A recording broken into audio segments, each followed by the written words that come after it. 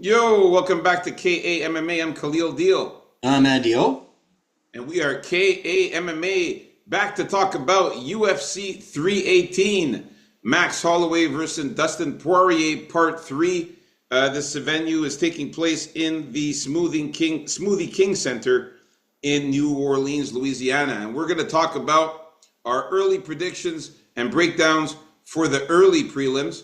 There's about 9 fights in the prelims, so we're breaking it down with early prelims, and then of course the main card. So in the early prelims, the first fight we got Carly Judice versus Nicole Cagliari. Then we got Bruno Ferreira versus Jackson McVeigh. Then we got Ryan Spann against Lucas Brzeski. Then we got Jimmy Crute versus Marcin Prachnio. And the main event of the early prelims is Adam Fugit against Islam Dulatov. So quick recap for last week. It was amazing. Last week, fight night, we killed it. Even though me and Andy O, we disagreed on 2 fights in the prelims and 2 fights in the main card, we still both went 9-3 in the predictions. 9 predictions right, 3 wrong. We also killed it, both of us, in the betting. If we talk about the betting for myself, Walter Walker by KO submission hit. Our Lady Parlay with Eduardo Moura over 1.5 rounds with Fatima Klein over 1.5 rounds, that hit. Also hit on the Jake Matthews by sub or decision.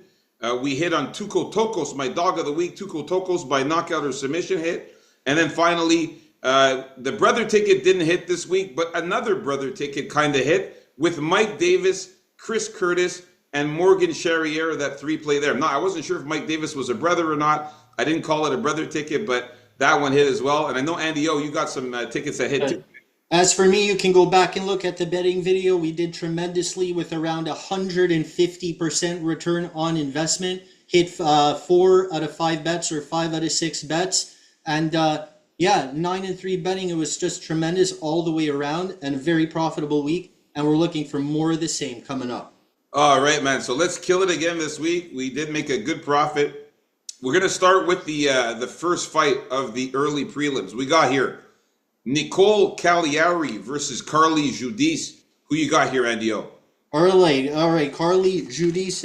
And something about her. Don't let her 4-2 record be an indicator of how she is. I think she's a pretty good fighter. She has a lot of pep. She has a lot of volume.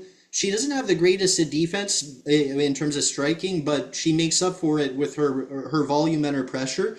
Against Nicole Cagliari here, she's decently well-rounded, but her strength is more grappling, I think. And it's going to be that way, especially with a longer, taller fighter like Carly Judice. She's going to have to go get those takedowns. I think Judice is going to stop them and for the most part, get up if she has to and continue along with that volume, which is going to be a lot more than Cagliari here, and get a decision or possibly even a knockout on her. All right, so you're going with Carly Judice by knockout or decision or knockout. Okay, all right. So for this one here, man, Carly Judice, she's also known as Crispy. She's got a very a fighting style that's like characterized by her nickname, because she's got very crisp strikes. That's why they called her Crispy, also because she likes sweets and Krispy Kreme and stuff like that. So she got that nickname. She's got a very efficient technique in striking. She's also got very good punches. They're sharp, they're crisp, and she fights in a southpaw stance. She's got good head kicks and leg kicks as well.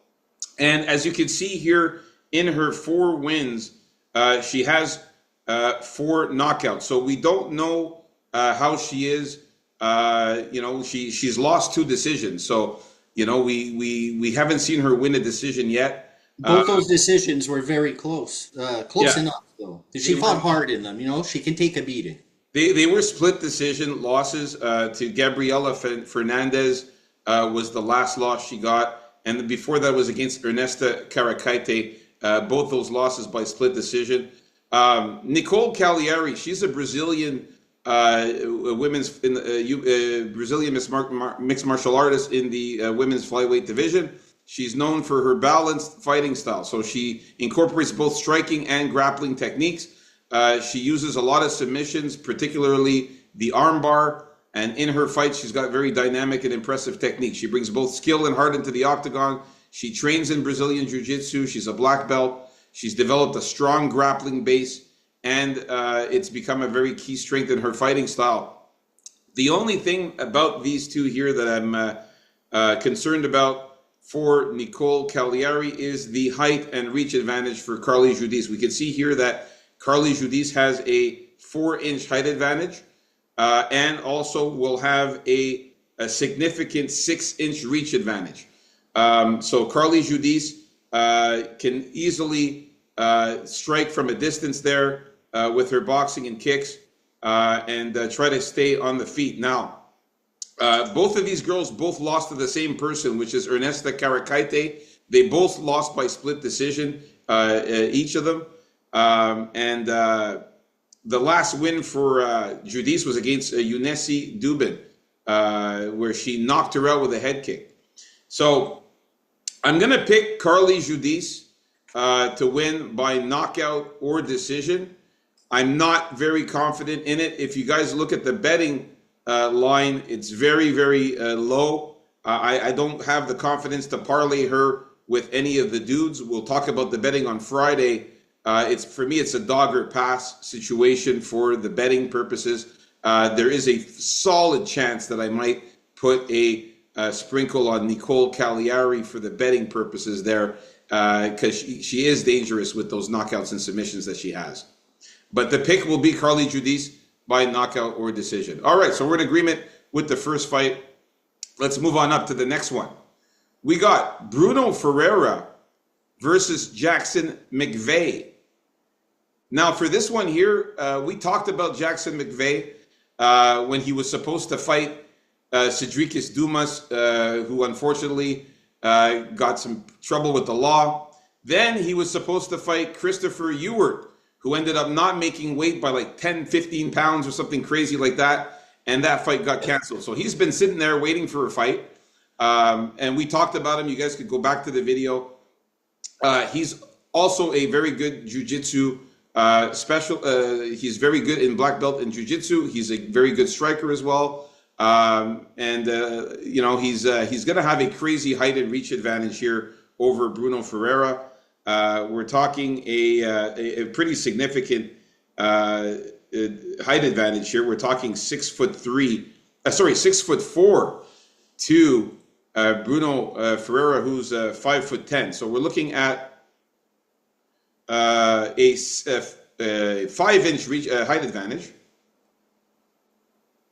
5-inch height advantage for Jackson McVeigh, and the reach advantage also for Jackson McVeigh is a significant 5-inch reach advantage as well.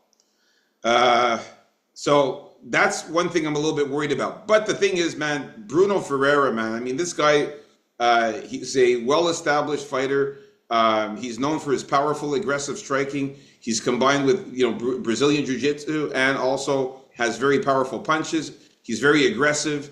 He's got a lot of wins by knockout, and he's also comfortable striking in the pocket. He's shown good striking accuracy and power, but his BJJ black belt is very dangerous on the ground. Like, he can submit opponents with arm bars, rear naked chokes, triangle chokes. He's got a lot of submissions from his back. So he's very, very dangerous. Of course, Jackson McVeigh, super green. I got to go with Bruno Ferreira in this one, man. He's just more experienced. He's a finisher with 9 knockouts, 4 subs. Give me Bruno Ferreira to get the finish here in this one here. So I got Bruno Ferreira by knockout or submission. Just too experienced for Jackson McVeigh. And Jackson McVeigh's coming in on short notice too. Well, Jackson McVeigh has been ready for a while here, so he hasn't been on short notice. He was supposed to fight 2 other guys just recently. Yeah, I know, but Bruno Ferreira was supposed to fight Ikram Aliskerov. That fight got canceled. Yeah, so he's been waiting long. You know, they called up Jackson McVeigh for this one here. Okay, so I'm going to go with the dog here on this one, Jackson McVeigh, for one reason, basically, is that Bruno Ferreira Look, this fight I think is going to be like a car wreck where you're not going to be able to look away. I don't think it's going to last particularly long. And Bruno Ferreira, while he has more experience and all of that, he welcomes kind of fights like that, and he doesn't really care for his own safety at times. So if you're looking at a car crash fight the way this could be against Jackson McVeigh, who does have that pretty big size advantage, he's going to be a lot bigger than him in there. Things can happen either way in a car crash, and I think there's a good chance that Jackson McVeigh can surprise some people and get the finish as well on Bruno Ferreira. This is pretty much a dog or pass for me. I understand Ferreira has the experience, and I even picked Bruno Ferreira to beat RoboCop that time, and he actually did, because I do see some promise in Ferreira. He is pretty good, but I'm going to have to side with Jack McVeigh here to get the knockout or submission, because Jackson McVeigh has pretty good submissions too. And also, to add to the analysis that we did last time, Jackson McVeigh is 6-0 with those finishes, but he has more amateur fights where most of those fights are finishes as well. So he's not really just 6-0. He has been in the fighting game for a while, and I'd like to see that amateur experience to top it all off. So give me the finish here for Jackson McVeigh, probably on the early side. Yeah, I mean, I like Jackson McVeigh. I thought, we had him winning against Christopher Ewart. At least I did, and I had him also. No, we both had him winning against Christopher. Yeah. We also had him winning against Cedricus Dumas, but against Bruno Ferreira, the guys fought the better competition. We're talking guys like Armin Petrosian, Abus Magomedov, Dustin Stolfus, Phil Haas, and Nursultan Rizaboyev as well. So it's just he's fought too many good guys for me to count on Jackson McVeigh here. So we're in disagreement with this one here. We'll move on up to the next fight. We got Lucas Brzezinski versus, oh my God, Ryan Spann, man. Okay, here, I know you're probably I gotta ask you before you start. I gotta ask you this. I remember Ryan Spann. You were so pissed off at him last time. What do you think? I know you said you wouldn't pick Ryan Spann either, but I have a feeling you probably will pick him here. Me, I'm not going to fall for it anymore, and I'm not going to fall for it because I really think that Ryan Spann is checked out of the game. I don't think he trains anymore. I don't think he works out anymore. He went up to heavyweight after losing to OSP, the corpse of OSP of all people. Remember that? Yeah. And Brzezinski's probably going to go into this fight thinking, because most of us probably agree that Lucas Brzezinski is probably not UFC. Well, Spann beat OSP in the last fight. Whatever, but it was a horrible fight. I think it was a split decision. Whatever it was, he's looked terrible. He looked horrible in that fight. I think unless Ryan Spann gets a super fast win here, like latching in a quick sub or something on Brzezinski, if that doesn't happen, I think he's going to lose this fight because Brzezinski probably realizes himself, if there's anybody I'm going to beat now, it's got to be this guy. And I think he's going to be motivated to get a win here finally against someone like this, someone that's completely checked out of the game. From what I saw out of the recent Ryan Spann, it was just unbelievable that this guy was a professional fighter. The way he was fighting his last fight there, and I can't pick him based on that. I knew Lucas Brzezinski sucks, but there's no way I can parlay Ryan Spann. There's no way I can pick him at this value. Absolutely not. I'm going with Brzezinski for the upset. All right. Yeah. Well, I mean, I was kind of wondering what you were going to do here, because I know you were very pissed off in the last fight against Waldo Cortez Acosta, where he got knocked out in that fight. But I'm going to say, like you said last card, these couple bums. I don't like these two guys. They're both a couple bums. Both of these guys They both lost 4 out of their last 5 fights. Brzezinski lost to Carl Williams by decision, to Waldo Cortez Acosta, to Mick Parkin. He got knocked out. And also Kennedy Nzechukwu knocked him out. I'm not defending him at all, but there's a little to be said about going to decision against Williams there, I find. Yeah, no, for sure. And on the other side, Ryan Spann, I mean, this guy got subbed by Nikita Krylov. He lost a split decision to Anthony Smith. He got knocked out by Bogdan Guskov, and also got knocked out by Waldo in his last fight. The last win he had was against Ovain St. Preux, where he subbed him. Now, yeah. Wait, you go also back to his win on Dominic Reyes. On Topology, they call it a power jab.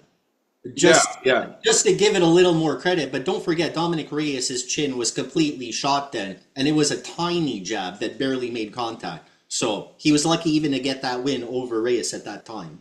Like I said, man, both these guys are a couple bums.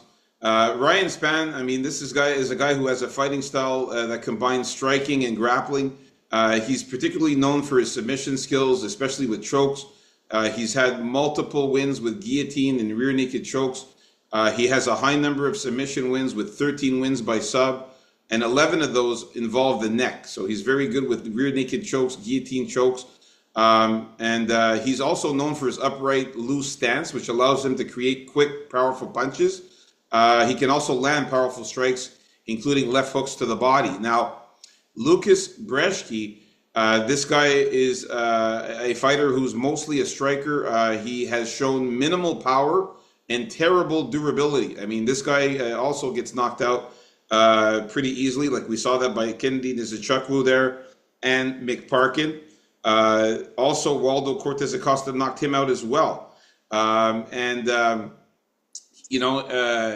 has a black belt in kickboxing, Lucas Brzeski.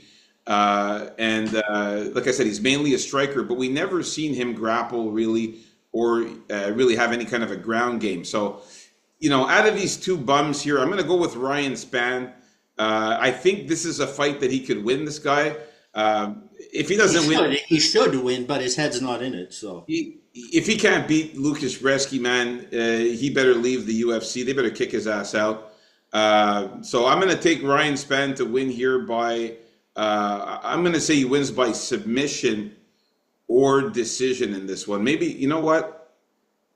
I wonder if this fight's going to go the distance, man. I don't think. You know what? I'm going to go knockout or submission for Ryan Spann. I'm going to call it finish here. I don't think this fight goes the distance. So we're in disagreement with this fight as well here in the early prelims. Let's move on up to the next fight. We got Jimmy Crute against Marcin Prachnio. So for this one here, man, Jimmy Crute finally coming back, man. I haven't seen him in a minute. Jimmy Crute, man, he's a good fighter, man. He uses powerful punching combinations, impressive. He's got a good reach. He creates a style of fighting that's extremely difficult for his opponents. He's got very good Brazilian jiu-jitsu. He earned a blue belt, and then he also added Muay Thai to his fights, to his fighting skills. a blue belt is almost nothing, I think, but I mean, it just goes to show you. yeah, I mean, it's still something. Now, he's got a diverse background. His striking skills are sharpened through intense Muay Thai and boxing sessions, which often include pad work and sparring rounds. On the grappling side, he dedicates a lot of time to Brazilian Jiu-Jitsu. He integrates live rolling sessions to practice transitions from striking to ground control, allowing him to leverage his skills effectively during his fights. Marcin Prachnio, he's a striker. His fighting style is heavily influenced by his background in Kyokushin karate. He's known for his powerful striking, especially his kicks. This guy will kick like crazy in fights. What's Kyokushin karate?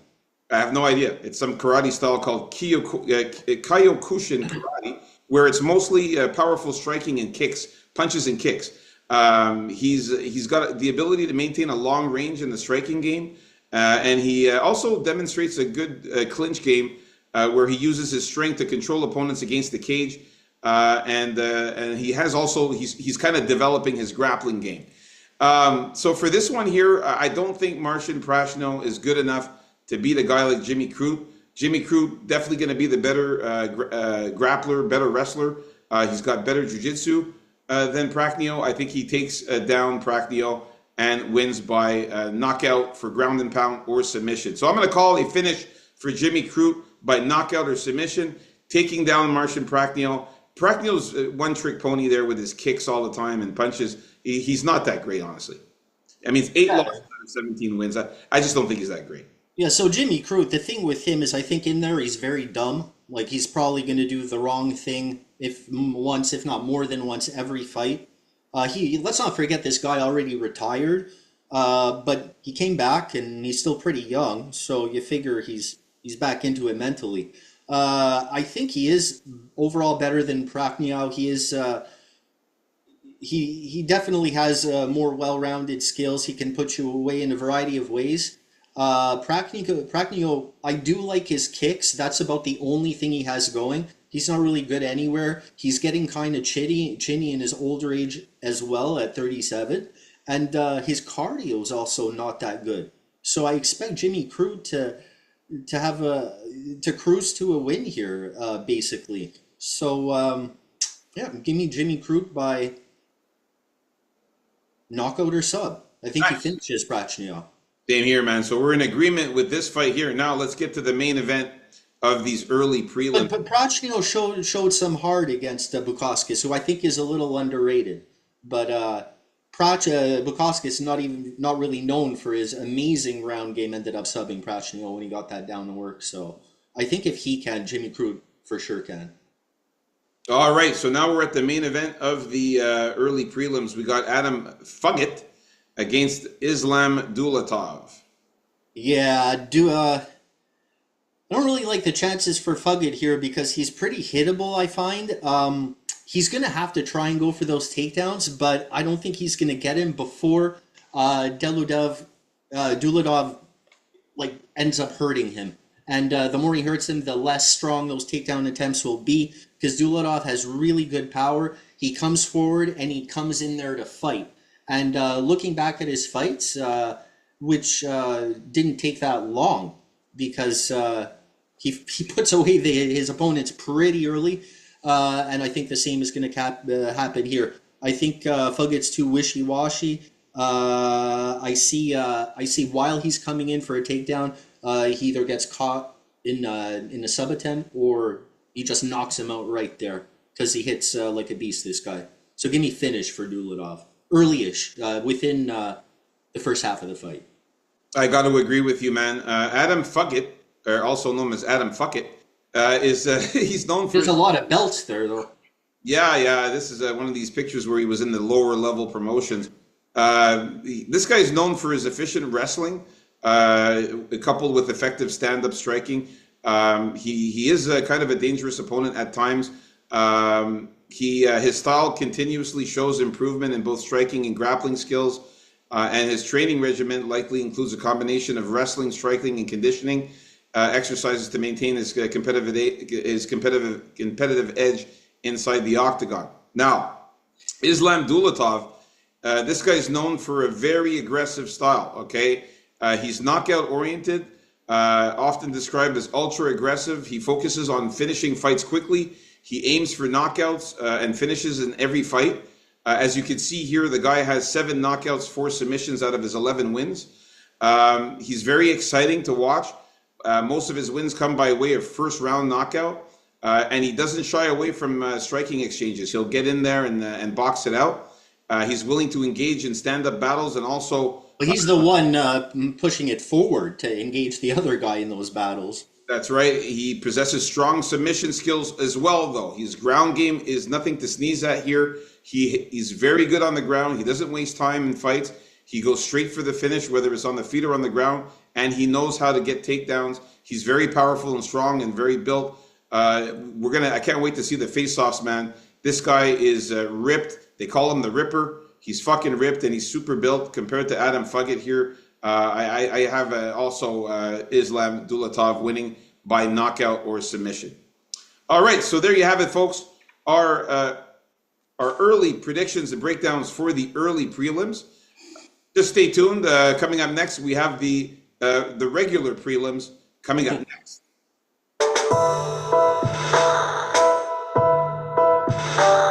Peace out, folks. KAMMA.